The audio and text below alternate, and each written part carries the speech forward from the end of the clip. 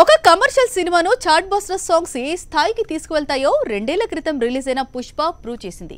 ఈ cinema world wide గా 350 కోట్లు కొల్లగొట్టడానికి చాలా రీజన్స్ ఉన్నాయి. అందులో రాక్ స్టార్ అందించిన సాంగ్స్ మెయిన్ రీజన్ గా చెప్పుకోవచ్చు.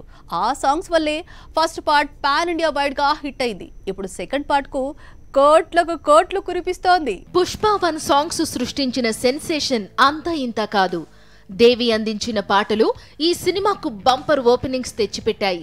ఇండియా అంతటా ఆడియన్స్ శ్రీవల్లి సామి సామి స్టెప్పులు వేసేలా చేశాయి. యూట్యూబ్లో ఎన్నో రికార్డులు తిరగరాసేలా చేశాయి. పుష్ప 1 ఆడియో రైట్స్ 20 కోట్లలోపే అమ్ముడుపోయాయి. కానీ Pushpa 2 audio rights Indian film హిస్టరీలోనే అత్యధిక రేటుకు అమ్ముడుపోయినట్లు ప్రచారం సాగుతోంది. 1 కాదు 2 కాదు, ఏకంగా 65 కోట్లకు ఓ ప్రముఖ ఆడియో సంస్థ కొనుగోలు చేసిందట.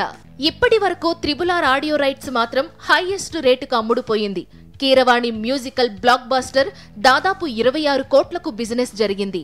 ఆ తరువాత 24 కోట్లకు Ponniyin Selvan, Saaho cinema audio rights కు 22 కోట్లు, అలాగే తమిళంలో విజయ్ నటిస్తున్న లియో మూవీ ఆడియో రైట్స్ 16 కోట్లకు అమ్ముడుపోయినట్లు ప్రచారం సాగింది. ఇప్పుడు రాక్ స్టార్ ఆల్బమ్ వీటన్నిటినీ దాటుకుని ఎక్కడో 65 కోట్ల పైన కూర్చుంది. పుష్ప 2కు దేవి ఏ రేంజ్ లో ట్యూన్స్ అందిస్తాడో చూడాల్సి ఉంది.